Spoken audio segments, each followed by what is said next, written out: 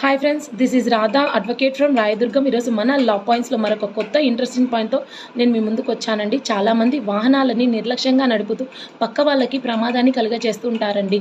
కానీ వాహనాలని స్పీడ్గా నడపడం చట్టరీత్యా నేరమని ప్రతి ఒక్కరికి తెలుసు. అయినా కూడా మనలో చాలామంది నిర్లక్ష్యానికి గురి చేస్తూ పక్క వాళ్ళని ప్రమాదంలో పడేలా చేస్తారండి. ఇలాంటి వాళ్ళందరి కోసం బిఎన్ఎస్ సెక్షన్ 281 ప్రకారం వాళ్ళకి 6 months జైలు శిక్ష మరియు 1000 రూపీస్ జరిమానా అనేది ఉంటుందండి.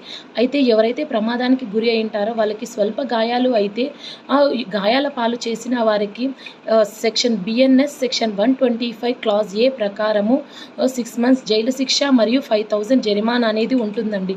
ఒకవేళ ఎవరైతే స్పీడ్ డ్రైవింగ్ ద్వారా పక్క వాళ్ళకి ప్రమాదం కలుగజేసినప్పుడు వాళ్ళకి తీవ్ర స్థాయిలో గాయాలు జరిగినప్పుడు వాళ్ళకి బిఎన్ఎస్ 125 సెక్షన్ 125 క్లాజ్ బి ప్రకారము మినిమం 3 years ఇంప్రిజన్మెంట్ అంటే జైలు శిక్ష మరియు 10,000 జరిమానా అనేది ఉంటుందండి. So depend on injuries.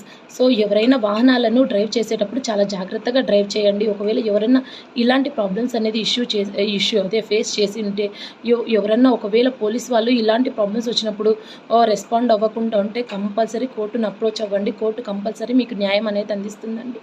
ఇలాంటి మరిన్ని అప్డేట్స్ కోసం మన ఛానల్ని లైక్ చేయండి, సబ్స్క్రైబ్ చేయండి, షేర్ చేయండి. ప్లీజ్